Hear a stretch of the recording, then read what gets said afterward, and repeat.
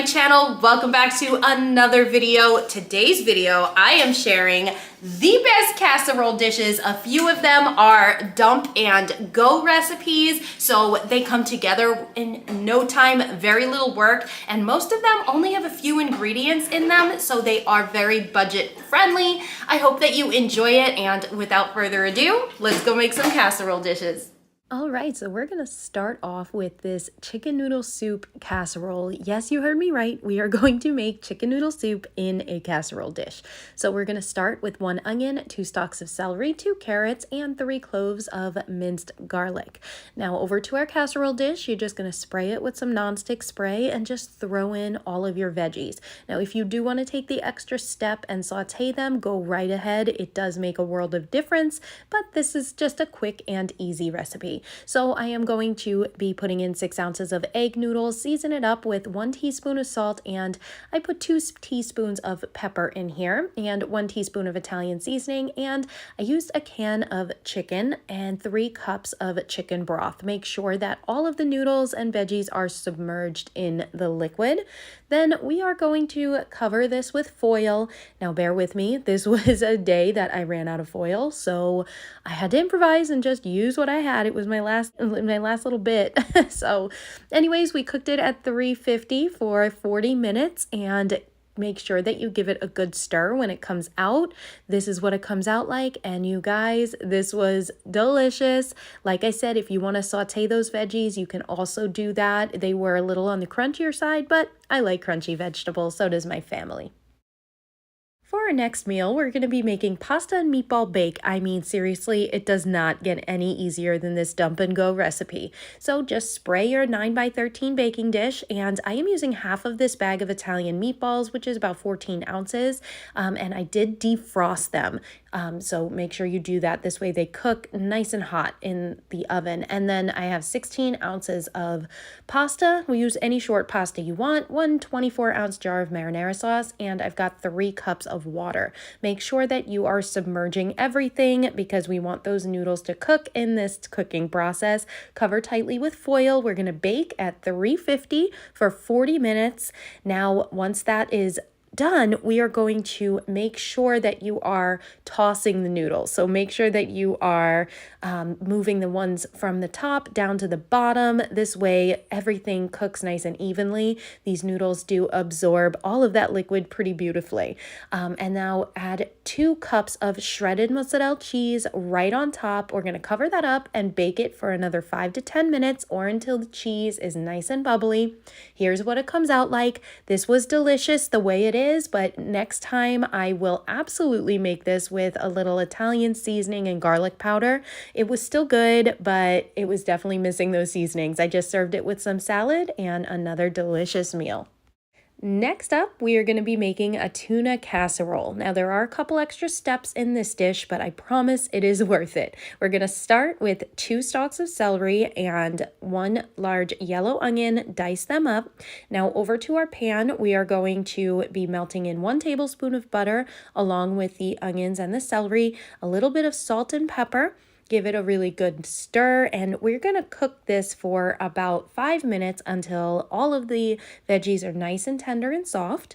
And now over to our baking dish, spray with nonstick spray. I did wind up cooking this pasta until it was al dente just to help with the cooking process because we are not going to be using a lot of liquid in this recipe.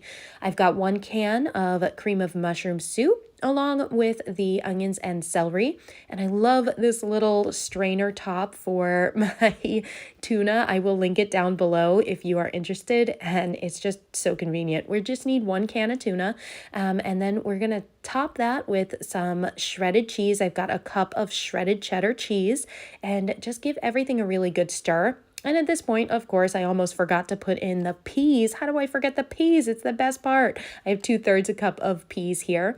And now we are going to be making the topping, which is a panko breadcrumb topping. It's just got half a cup of cheese, half a cup of panko, 2 tablespoons of melted butter, and a teaspoon of parsley. I use dried parsley, but you could always use fresh too.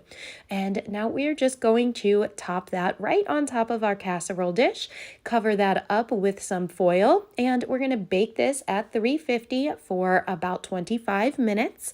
And look at this, you guys. I mean, seriously, it is just such comfort in a bowl.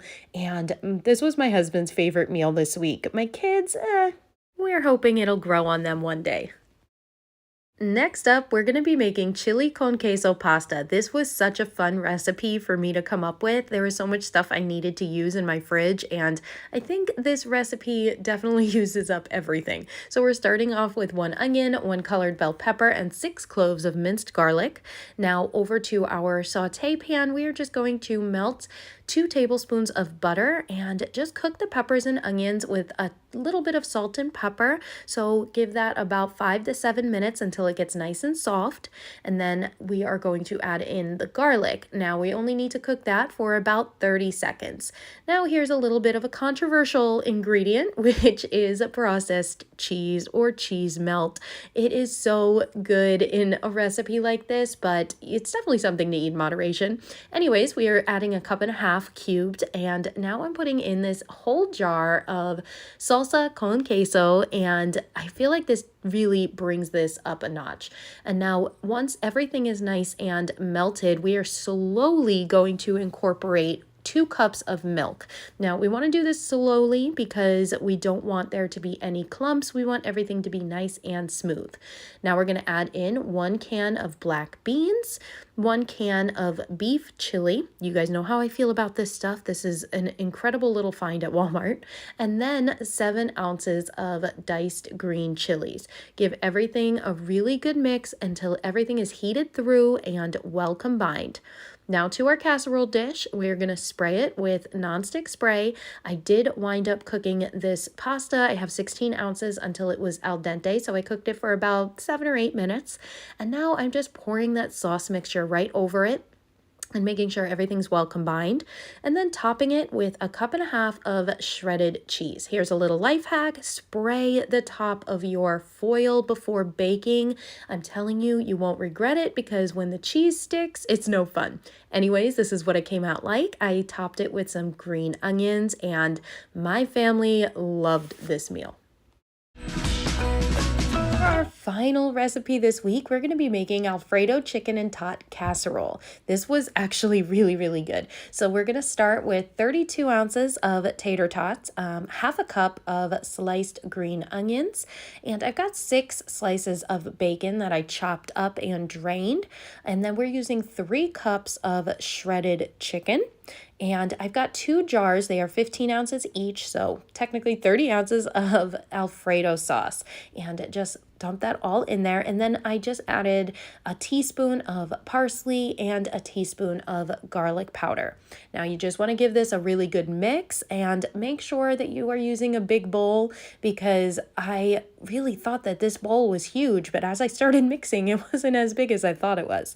Anyways, over to our casserole dish, spray it with your nonstick spray, dump everything right in there, and we're gonna actually use Parmesan cheese as the topping for this. So it actually gives it that nice salty flavor that you really can only get from Parmesan cheese. Anyways, we are going to bake this at 375 for 45 minutes because we are using frozen tater tots. So you wanna make sure everything is heated through. This is what it comes out like, and this was a winner. I am telling you, my kids loved this. My husband loved it. If I gave it to my neighbor, I'm sure they would love it too.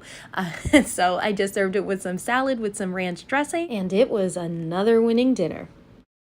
All right, you guys, that's gonna do it for today's video. I appreciate you watching. As you can tell, this thing definitely was put to work this week, and I hope you put yours to work too. If you did like this video, hit that subscribe button down below and give me a like so I know I can make more videos like this. Thank you guys so much for being here, and I'll see you in the next video.